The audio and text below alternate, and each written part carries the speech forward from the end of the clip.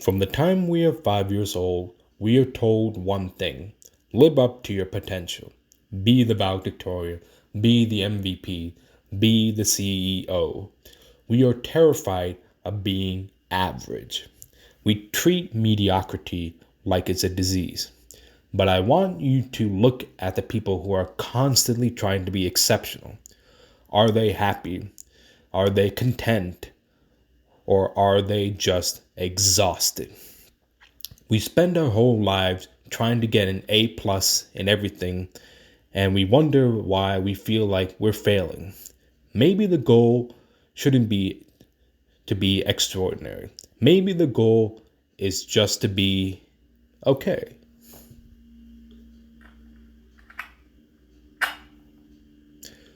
Welcome back to the Simple Tapes.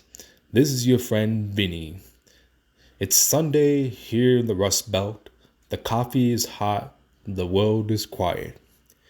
If you spent this past week beating yourself up because you didn't conquer the world, or because you just barely survived your inbox, I want you to let that go. You don't need to be impressive here. You just need to be human. I want to talk about the A plus trap.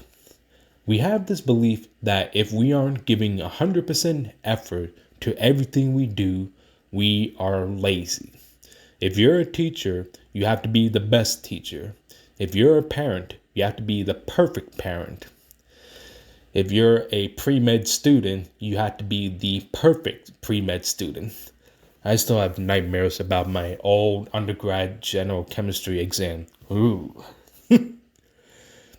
But here is the math on that. If you give 100% of your energy to your job, what do you have left for yourself? What do you have left for your family, for your sleep, for your peace? I bet that answer is 0. I want to propose a different strategy. I call it the B minus life. A B minus is a passing grade. It gets the degree. It keeps the job. But it doesn't cost you your soul. What if you went to work tomorrow, and decided, I'm not going to be a rock star today. I'm just going to be reliable. What if you just save that extra 20% of energy for the things that actually matter to you? There is a famous story about a ceramics teacher that explains why this concept works. On the first day of class, he split the students into 2 groups. To group A, he said, you are the quality group. You only have to make 1 pot all semester, but it has to be perfect. To group B, he said, you are the quantity group. I don't care what your pot looks like. I'm grading you on weight. If you bring me 50 pounds of pots, you get an A. So group A, the perfectionists, spent weeks agonizing. They researched clay density. They drew diagrams. They were terrified of making a mistake. They wanted the A plus. Group B, the B minus crew, as I like to call them, they just started throwing clay. They made ugly pots, lumpy pots, crooked pots. They made a mess, but they didn't care. At the end of the semester, a funny thing happened. The teacher looked at all the work and realized all the best pots came from the quantity group, while the quality group was busy theorizing about perfection instead of actually making the pots. The quantity group was busy making mistakes, but at the same time, they were still making the pots. And by making 100 mediocre pots, they accidentally learned how to make a masterpiece. Perfectionism is a trap. It keeps you from starting. The only way to get good is to be willing to look stupid/bad.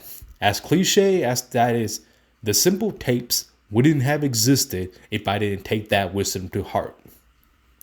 Now for a confession. I used to be in the quality group. I used to obsess over every email I sent. I would rewrite them 3 times to make sure I sounded smart and professional.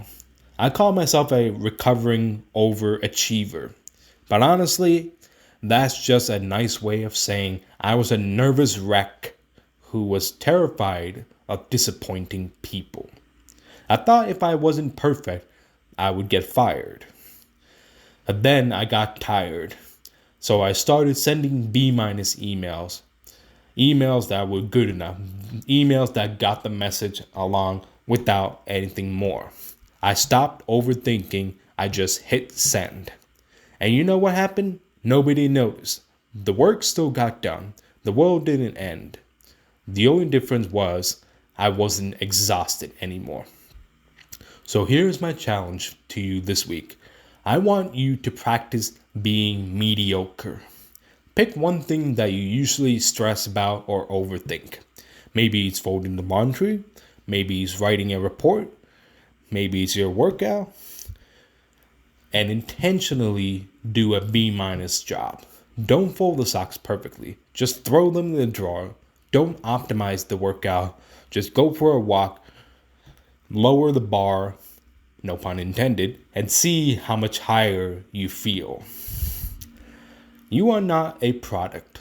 You don't need to be high quality all the time to be valuable. Sometimes just showing up is enough. And hey, one small thing before you go, I was walking into the Dollar General yesterday and the automatic doors for some reason were not functioning well, so I accidentally bumped to them. The reason why, I was on my phone. And the guy behind me saw that happen to me and he said, "It happens, man." He didn't laugh, he didn't judge, he just validated my clumsiness.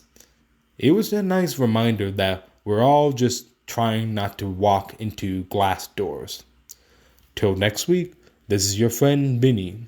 Keep it ordinary, keep it simple.